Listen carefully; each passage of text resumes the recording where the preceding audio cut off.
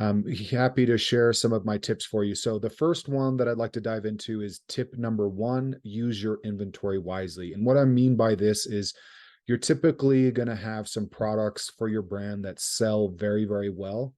And if you're emphasizing sales of those products, you want to ensure that you have inventory for those SKUs. One of the worst things that you can do is start to sell out on something you're expecting to arrive, but because it's late or really late, you end up with some really angry customers. So try to make sure you're aligning your marketing efforts with what you're trying to sell. The second half of this is actually looking at what inventory you have that is not sold well during the year. So these are going to be your less popular SKUs. These are going to be things that are sitting up, taking up inventory space.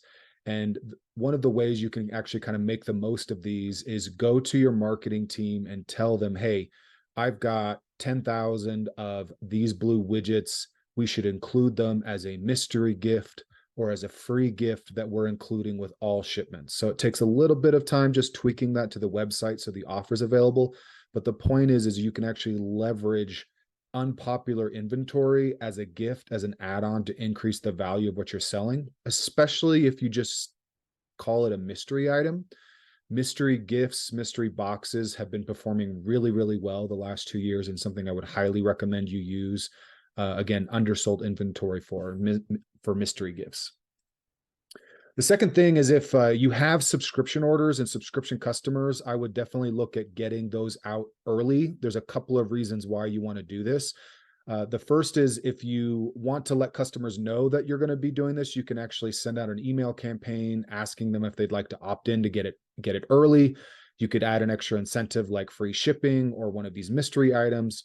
You could also just say, hey, avoid the peak shipping times and slower shipping delivery times by getting your order early. You could actually do this without getting or having to notify any of your customers by just doing it. So when you do send out shipments early, it's good to include some kind of insert or explaining why. And you can do a couple things with this.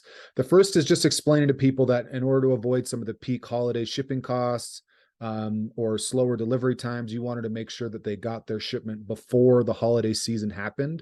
So people feel like you're kind of doing them a favor. The second part is that you can include upsells as a part of that. So if you have subscription customers, you have these people that are getting recurring orders from you, you can include upsells into some of the best specials or offers you have going, or including, hey, redeem this QR code for a mystery gift for those undersold items. The idea here is you have this audience, you should be marketing to them in a way that they can't miss it. So you include that as an insert into their gift. Finally, as something you should be thinking about is prioritize new customer orders. So when we're looking at the holiday season, when people have ordered from you before, whether that's a subscription customer or a repeat customer, the expectation around delivery is not going to be as critical as it is for new customers. So if it's possible within your fulfillment system to look at prioritizing new customers, first-time orders, so that those go out first, those go out fastest, those get there fastest, and make sure that they're getting a great unboxing experience.